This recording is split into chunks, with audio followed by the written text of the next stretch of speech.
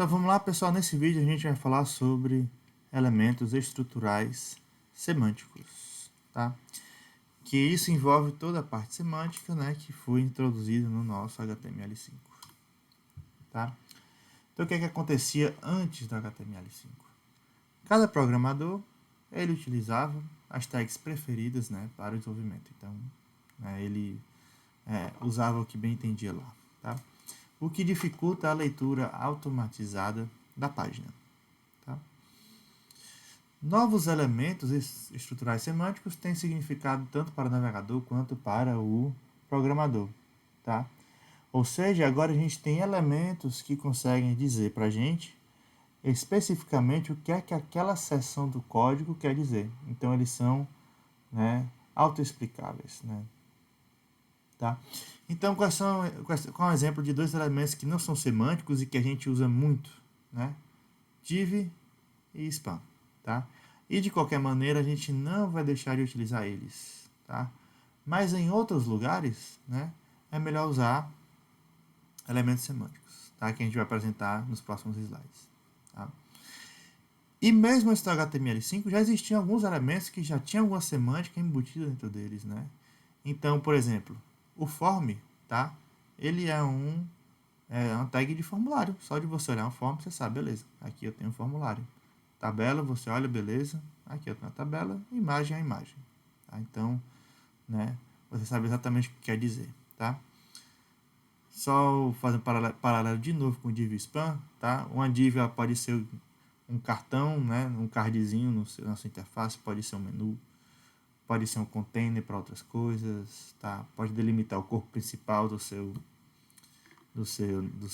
site, né? Então, enfim, você olha para uma div e você não sabe de cara, pelo nome do elemento, dizer o que ela é, tá?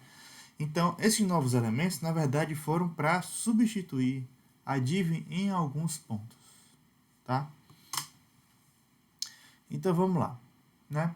Então, vamos focar aqui nesses da direita, tá? Então, enfim, tem vários elementos estruturais semânticos que foram, né, propostos, mas eu vou mostrar pelo menos, né, só os mais importantes aqui mesmo, tá? Então, tem o primeiro aqui que a gente chama de header, tá? Que o header é o cabeçalho, né? Então, se a gente tiver algum logo para colocar ali que não tem no menu exatamente, né? Enfim, a parte de cima, né, do nosso site, qualquer tipo de cabeçalho, a gente usa o header, tá? E veja que o header, ele nada mais é que uma div, né? No fundo, né, o comportamento é igual ao de uma div, tá? O header ele vai ser só um elemento bloco comum. Quando eu falo do header, eu falo de todos, na verdade, né? Todos esses caras aqui, eles nada mais são que elementos bloco comum. Então, a diferença é, antigamente você usava uma div aqui para o header, uma div para o navegador, uma div para a seção, uma div para o artigo, uma div para o rodapé, uma div para o menu lateral. Já hoje, né, para esses lugares aqui, né, para esses casos aqui, no header, a gente tem um elementinho só para o header. No caso do nav, a gente tem um elemento só para o nav. Tá? Nav, né, é para navegador, né, significa navegador. Section é uma seção do site, tá? Artigo é um artigozinho. Eu vou falar um pouquinho da seção do section do artigo, né? Qual é a diferença da semântica desses dois, né? Eu tenho o rodapé aqui embaixo, o footer, e o aside é um menuzinho, né, lateral, tá? Então, se você fosse utilizar div nesses cantos, né, não use mais, tá? Então, ao agrupar os botões do seu navegador, usa nav, né?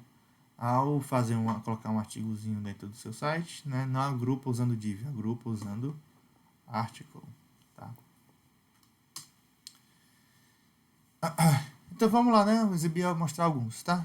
Que não tem nada de muito surpresa, né? Não tem nada de muito especial, né? Porque eles nada mais são que um elemento bloco qualquer, né? De comportamento visual, eles não diferem nada de uma div, né? Eles só diferem semanticamente no código.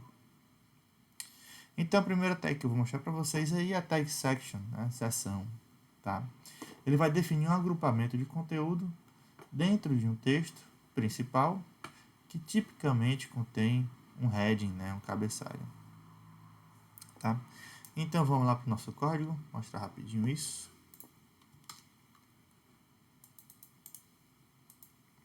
Quatorze elementos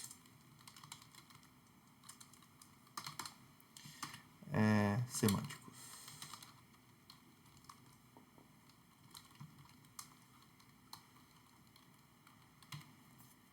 Tá?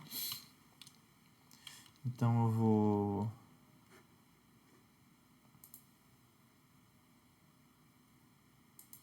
Cadê o nosso live server aqui? Nosso live server ficou pequenininho, né? Aqui, aliás, né? O nome do arquivo é muito grande, né? Aí, se eu aumentar aqui, ele vai aparecer o meu server aqui no final, né? Mas, enfim, tem muita informação aqui abaixo para aparecer ele quando tá pequeno. Então, o que eu vou fazer, eu vou tirar esse carinha daqui, né? Eu vou tirar, aqui tem essa extensãozinha aqui, né? O Code Spell Checker, tá? Vou tirar ele para ver se, pronto, né? Liberou espaço. Então, vamos aqui. Pronto, Go Live. Beleza? Então, vamos lá. Section, tá? Então, a seçãozinha eu vou colocar, né? Tipicamente tem um título aqui, um cabeçalho, alguma coisa, tá?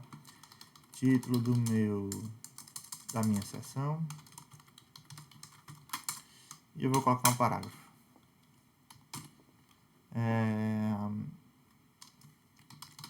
Meu título, aliás, meu parágrafo.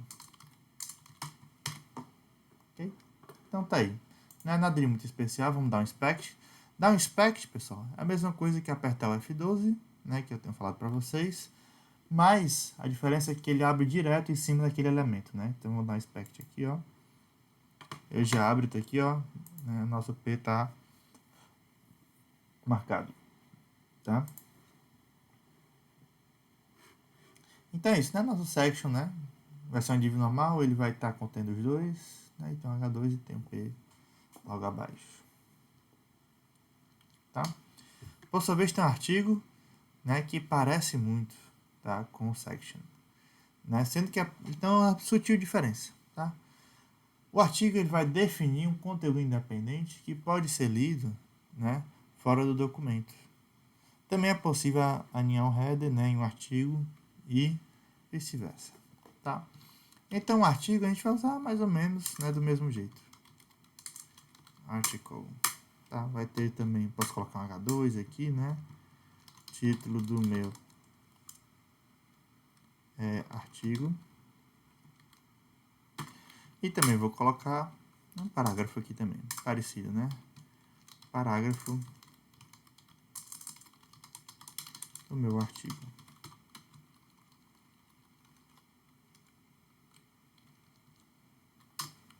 Tá?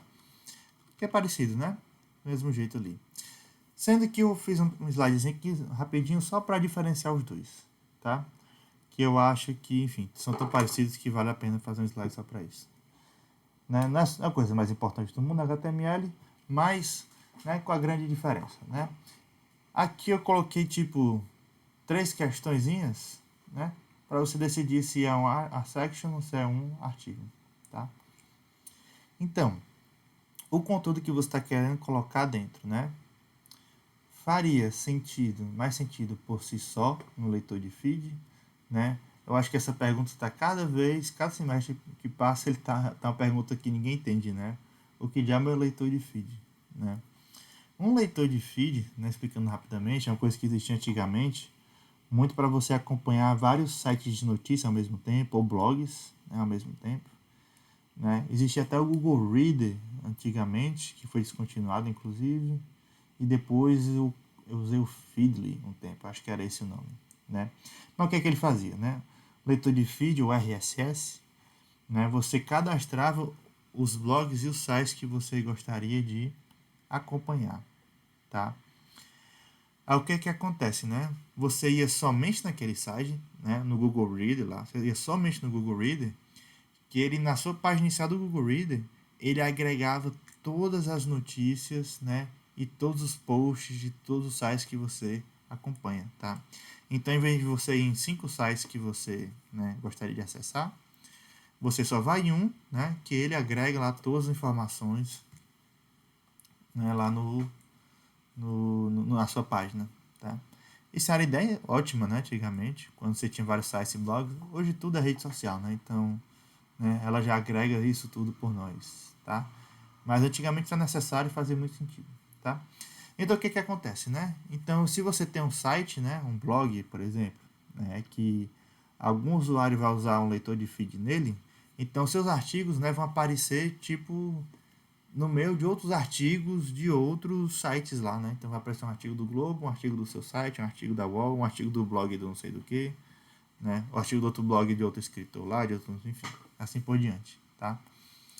Então, se o seu conteúdo lá, né, faria sentido em um leitor de feed, ou seja, se você arrancasse do site, né, aquela partezinha, né, aquele artigo, e tacasse lá no, no, no,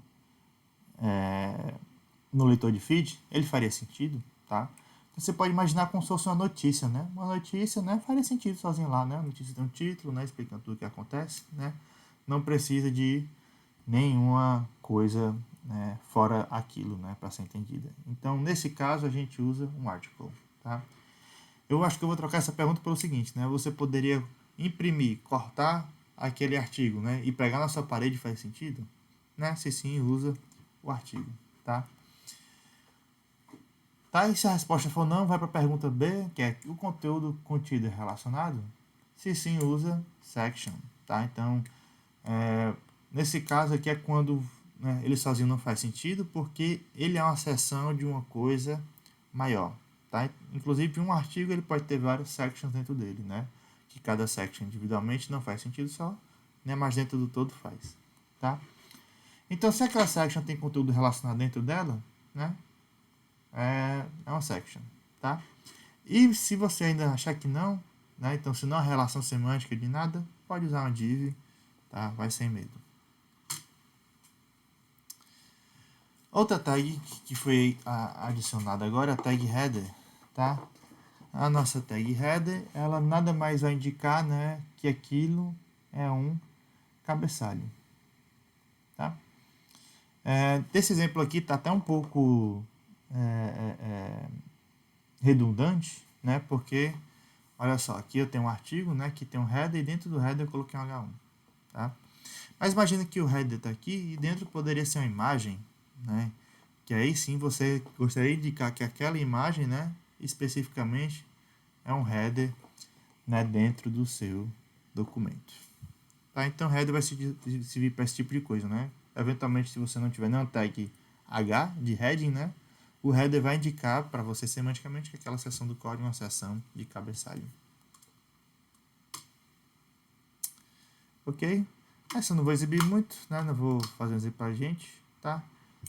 E um exemplozinho um pouco mais interessante que a gente vai usar sempre é a nossa tag nav, tá? Que vai definir um conjunto de links de navegação, tá? Então vou fazer um navegadorzinho aqui pro meu site, rapidinho, né? Que eu vou colocar aqui, ó, nav, tá? Pronto, então lá em cima eu vou começar a fazer minha nave, meu navegador. E meu navegador nada mais é que uma sequência de links, né? Link para a página 1, tá? Eu vou dar o Ctrl C, Ctrl V para copiar a linha. Link para a página 2, Ctrl C, Ctrl V. Ctrl C, Ctrl V. Beleza? Acho que não precisa nem colocar link para, né? Colocar só página. Tá? Página. Página e página. Tá? Então tá aqui um navegadorzinho simples, né? Que leva a gente para as páginas aí, tá? Não tá levando para lugar nenhum. Detalhe, né? Quando o href está vazio, ele leva para a própria página, né? Então ele só recarrega a página aqui, né? Como vocês estão vendo.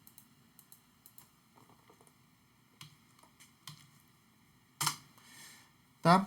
E isso conclui o nosso HTML, né?